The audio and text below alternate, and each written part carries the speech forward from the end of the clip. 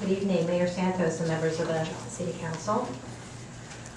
Let's see.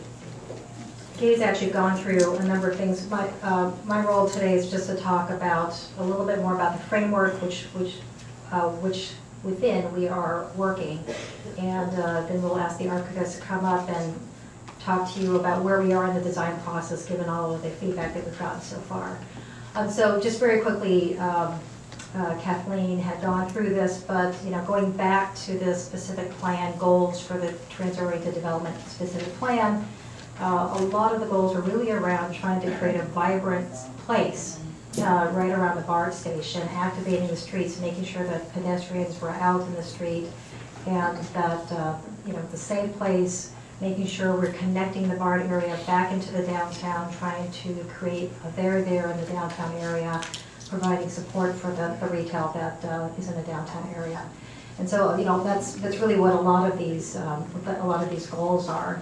And really quickly, this comes from the TOD specific plan. The big bright 5 on the right-hand side is the BART parking lot of what we're calling San Leandro Crossings East. The big brown 6 is the part of that. It will be San Leandro Crossings West, which is the affordable component, and then the big blue 2 is where the BART parking garage is. So we are working within the land use designations that the TOD strategy laid out. We're trying to be very respectful of all the work that had gone in to date to create this plan. So very quickly, in a little bit more detail, on the top is the San Leandro Crossings East site, on the bottom San Leandro Crossings West, and you can see phase 1, 200 unit market rate development. And down on the bottom in the lighter colors is to the far right the BART parking garage that will replace the BART parking that we're taking away on San Leandro Crossings East, and then also the affordable component as well. And then in the darker gray, there's 2 more blocks there that are to represent a future phase of this entire master plan. So as Kathleen said, total between the light yellow and the darker gray, we're estimating is about 700 units total in this first phase. We have 200 on the east side and 100 units on the west side. Some of this has already gone over, but again, the TOD strategy calls for anywhere from 50 to 75% of the parking spots that are right now being used for BART parking to be replaced. We heard very early on that there is a fairly serious concern from folks who actually use the parking that 50 to 75% replacement ratio was just not going to be adequate. So we very quickly made sure that we were going to incorporate 100% one-to-one replacement. That's the way our application went into the state, and that's the funding we got to actually replace one-to-one parking. So that means 329 stalls on the east side will be put into the parking garage now on the west side on Martinez Street. The garage itself will have 2 entrances to try and ease the flow during the peak hours. One will be off of Parrott, the other one will be off of Thornton.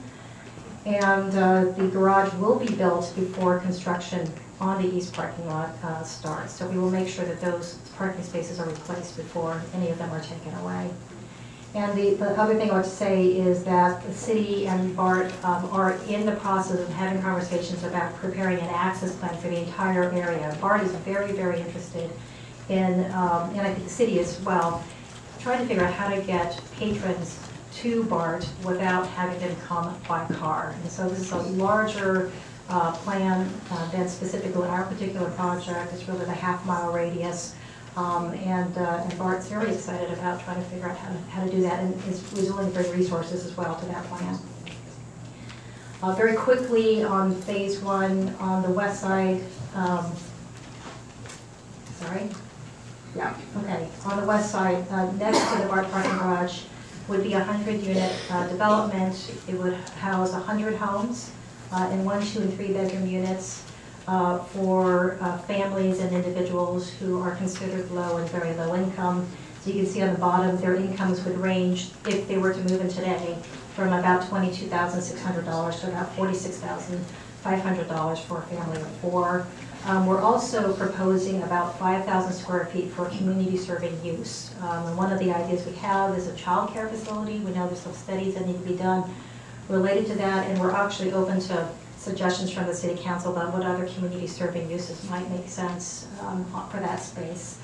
We are doing one-to-one parking per the TOD guidelines, and we've got a number of amenities that we think are very appropriate for this population, resident population, including community gardens, where residents can, not me, because I don't garden, but residents can take their hand try their hand at gardening and growing vegetables and things.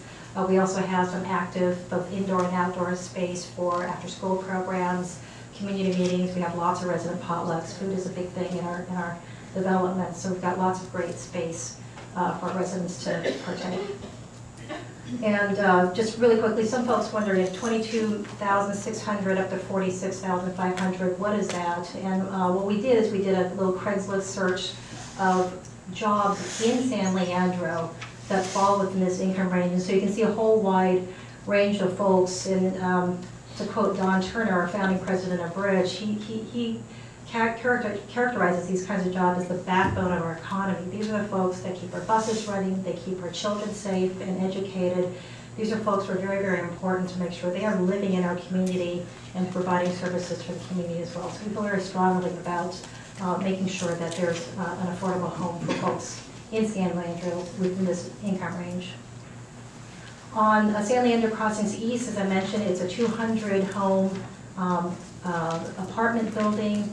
Right now, as Gay had mentioned, it's really tough out there to build condominium home ownership. We'd love to keep that option open for the future, and so we are proposing that we start out as a really Class A luxury apartment complex, but we do put a condo map on it so that we have the ability to convert it to home ownership in the future. And by virtue of being luxury, Class A will have all the great amenities, a pool, a spa, a fitness center, a business center, club rooms. We've got right now designed a really nice outdoor fireplace right at the podium level. And so we're really excited about bringing that kind of development to San Leandro with something that isn't in San Leandro right now. We also are proposing in, per the TOD guidelines, that it would be up to 5,000 square feet of neighborhood serving retail. Right now I think we're about 3,900 square feet in terms of what we can fit. We don't really know what that space is yet, but we want to make sure that we plan for it. We plan for the parking. We are proposing 1.45 stalls per unit, which is also within the TOD guidelines.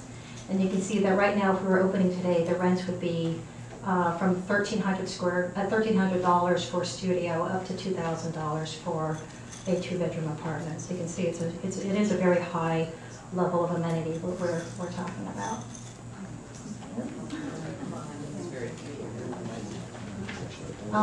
Really quickly, there's a lot of questions about, so what is the $24.4 million being used for? What does the developer bring into the table in terms of public benefit? And there's a whole list here, and I'm not going to go through the list, but you can see from the list, most of these are all about meeting the strategies and the goals of the TOD guidelines. They're about connecting this area back into the downtown. They're about trying to encourage folks to walk to their stores, walk to school, walk to their place of worship, as opposed to getting into the car. And that's, number one front and center, one of the goals of the TOD strategy. And now I'm going to ask Tom Cox to come up and talk more about the more exciting part, which is where we are as far as design is concerned.